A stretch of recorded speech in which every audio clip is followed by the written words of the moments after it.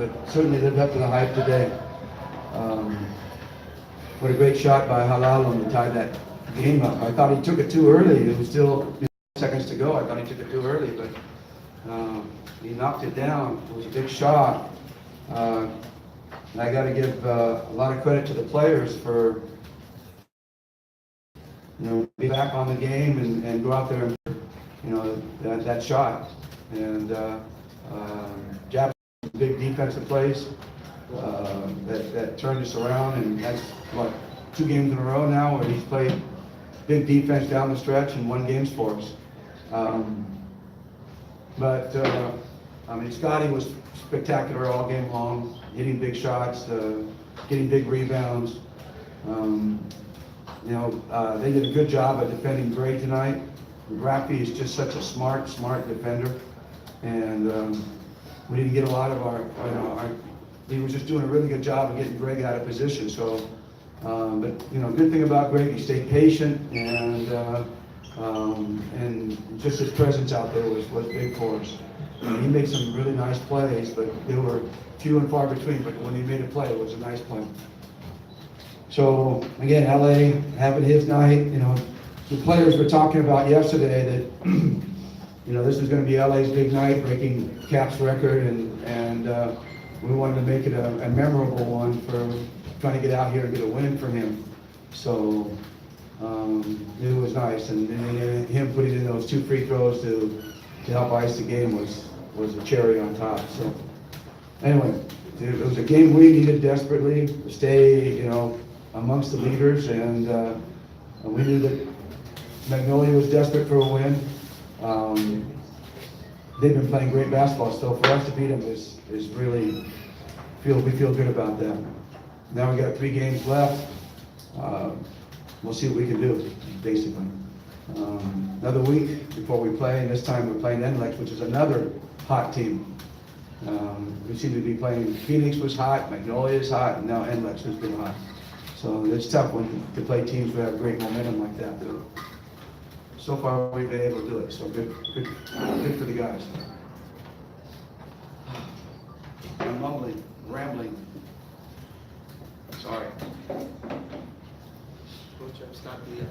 I'm sorry? Scotty, I think he was playing hurt also in overtime. Yeah, he played close to 50 minutes tonight, I would assume, almost 50. And the only reason he came out is because he was cramping. Otherwise, he would have stayed in there the whole time.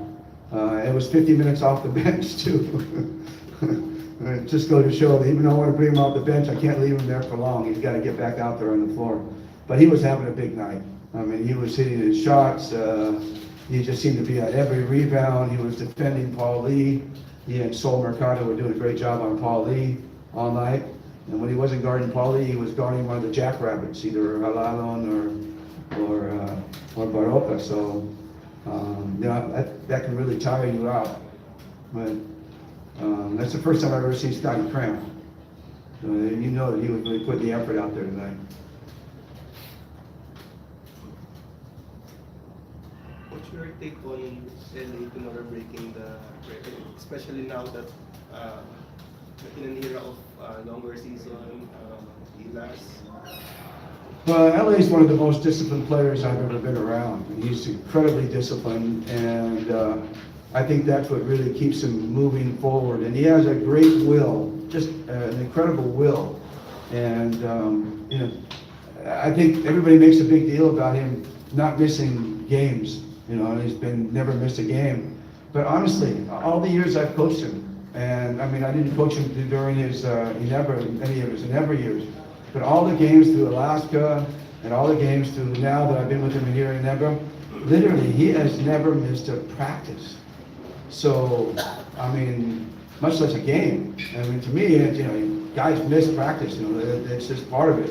Whether you're worn out, or you're tired, or you're hurt, or something, and then you get yourself ready to play a game again. But the guy never misses a practice. And that's what's just amazing to me. And it's the thing I like about it the most is that it's a model for our guys. It's a culture that's from our guys. They see him do that, and it's like nobody's going to take a day off from practice because LA won't, and they're all going to do whatever they can to get themselves ready to play a game because You know, LA always does. And he's the model for that. He's the model of our culture. So you can't say enough about him and how. That's an incredible record. It just really is a lot harder than people think it is to be there. That's why only 2 of them have done it. You know, nobody else has been close. Anybody know what the third place is? It's like 567. But now you know what the third place is?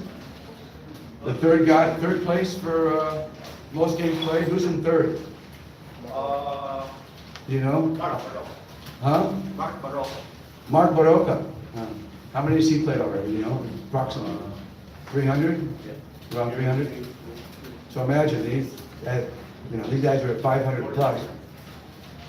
So they're way above everybody else. Such a tough record. But you're again in the upper half. Say You're again? again in the upper half of the standings. Well, you know, basically we're out of the top 2, I think.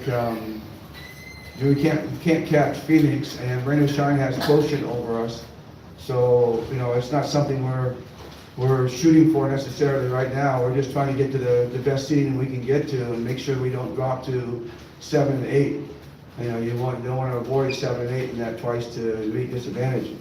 But it looks like right now, you know, you're going to end up playing either San Miguel or Talking Tex in the quarters, and that's not a lot of fun either. So, you know, best of 3. So it's just, you know, don't worry about it. You know, don't focus on it. Just keep winning games as best you can, get as good as you can, and then take whoever is in front of you and play them to the best of your ability, and that's what we do. 3-way tie, I think you're number 2. 3-way tie and number 2? Yeah, 8-3. You mean number 3? Number 2. Rain or Shine, TNT, and you end up at 8-3. Oh, you're talking about, I thought you were talking about the games played. Okay. We can get it if we get a 3-way tie, you said? So if we sweep and Talking Tex sweeps, then we have a chance for top 2. Now, we have quotient on Talking Tex. So, like I said, it's a little difficult. You never know. You never know what happens. But the bottom line is that we want to get to that top 6. And that's the important thing. And again, winning as many games as we can. Winning gets you ready. So we want to get ready for the playoffs. So it's 2 tough games, and these are kind of playoff type games, playing Phoenix and down the wire, and then playing Magnolia in overtime. This is good for us. It toughens us, and we'll try to use that going out next game, see if we can repeat it.